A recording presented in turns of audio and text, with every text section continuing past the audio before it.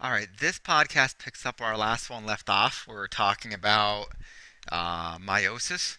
So watch the meiosis 1 video, and this one's going to pick up right where that one left off. We had left off right here that a body cell, so a skin cell, lung cell, heart cell, liver cell, is going to contain 46 chromosomes. 46 in humans is diploid. Okay, sometimes we could say the 2n number of humans is 46, which means if you look at a diploid cell, that would be a 2n cell. It would have 46 chromosomes in it. That's what that's talking about. Down here we see why it's 46. The egg cell from mom was haploid. That meant it had an n amount of DNA. In humans, n is equal to 23. There were 23 chromosomes in that egg cell. There was also the matching 23 chromosomes in the sperm cell. Those combined during fertilization, and that's why we have 46 chromosomes. Now, we actually get them as two sets, one from mom, one from dad. These two sets of 23 are said to be homologous. That's a vocab word. Homo means the same. So there's some sameness about them. And what the sameness is that the 23 from mom through the egg match up with the 23 from dad, almost like socks. It's like if mom gave you 23 socks as a birthday present and dad gave you 23 socks and all the socks matched, you would have homologous pairs of socks. The one pair from mom or the one sock from mom would match the one sock from dad. So you have a homologous pair of socks. All right, that's where this is going. Let me show you a picture of this. I'm going to make it a lot more clear. This is a picture of chromosomes taken during the M phase of mitosis. They've used Photoshop to match up the chromosomes. Each of these are called a homologous pair. Here's homologous pair 1.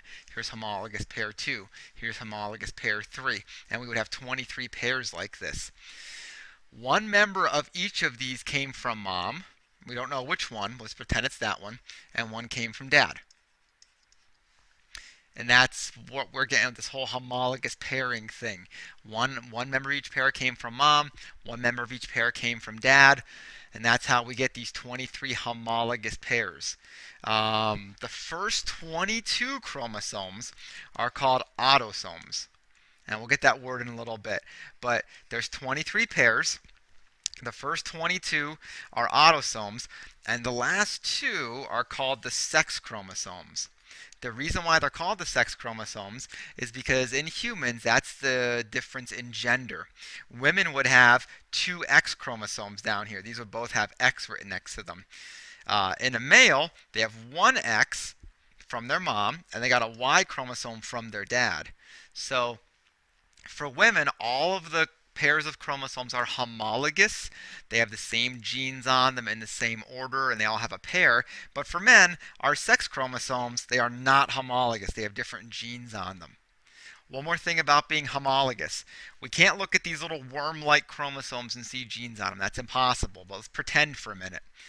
Let's take a look at this pair here. Say this is the one from mom and this is the one from dad, chromosome pair 7 here.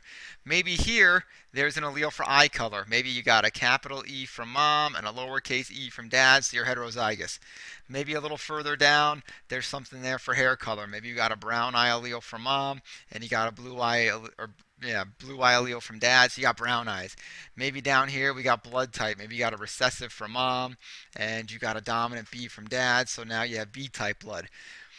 We can't see these things by looking at these, but that's how it works. In the first meiosis video, we talked about them being like beads on a string. Well, you actually get two chromosomes, one chromosome from each parent to make up your homologous pair. Okay?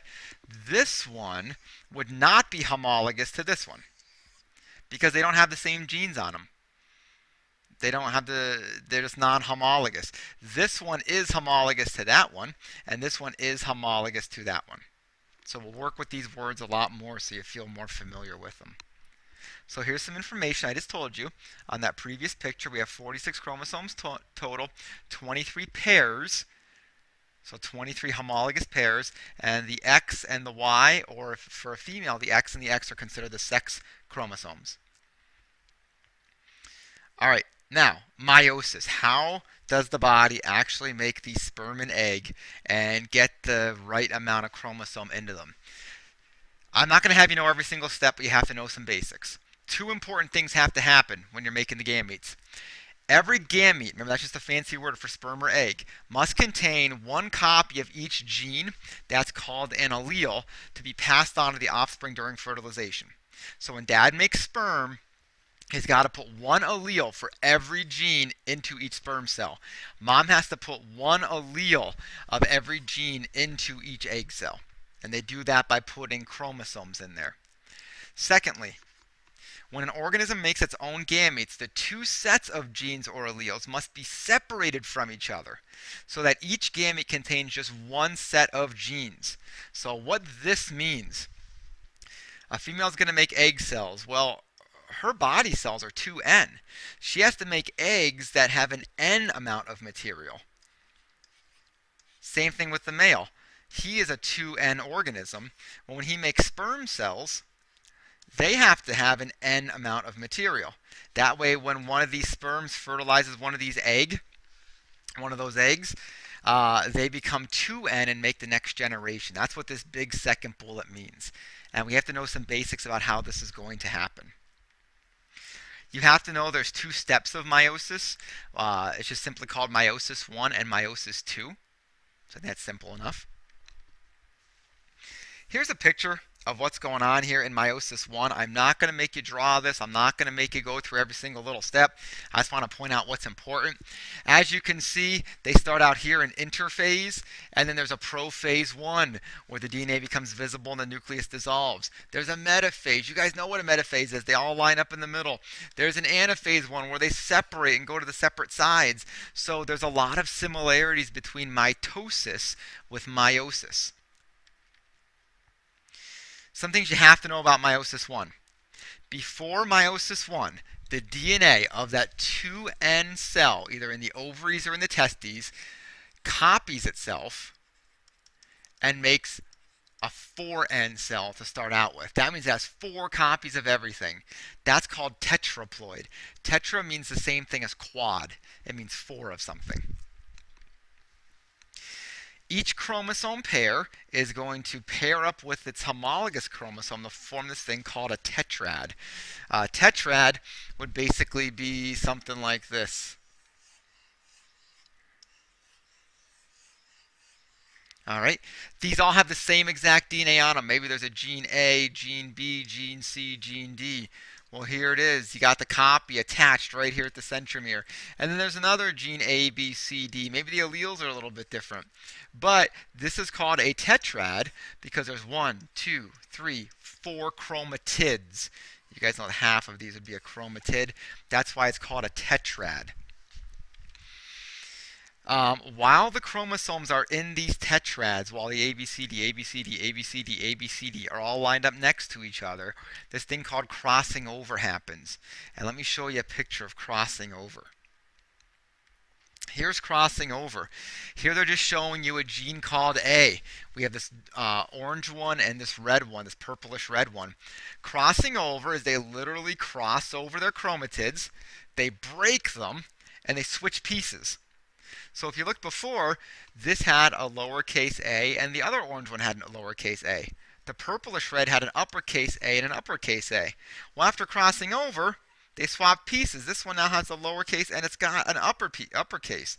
And a lowercase is on this one, along with the original uppercase.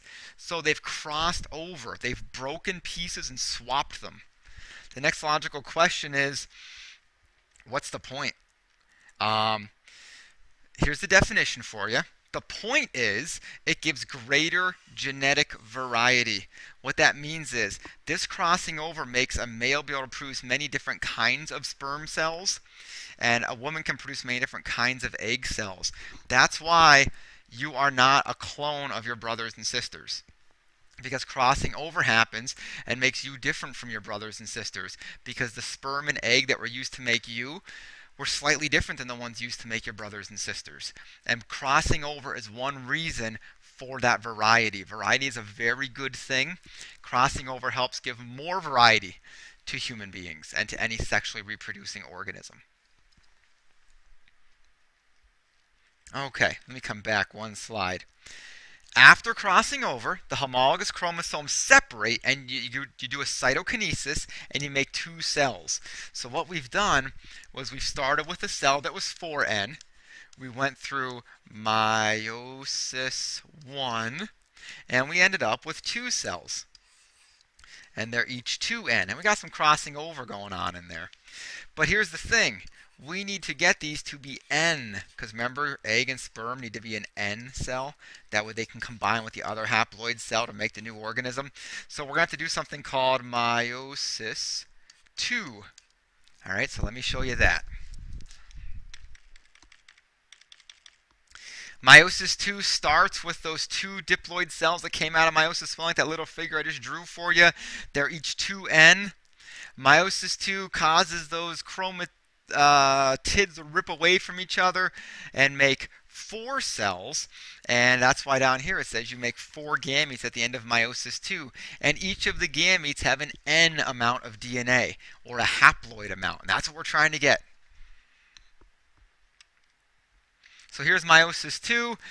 Really busy, okay? The important part is these each have 2 copies of everything. You go through this thing called meiosis 2. You separate all the DNA out in these anaphase steps.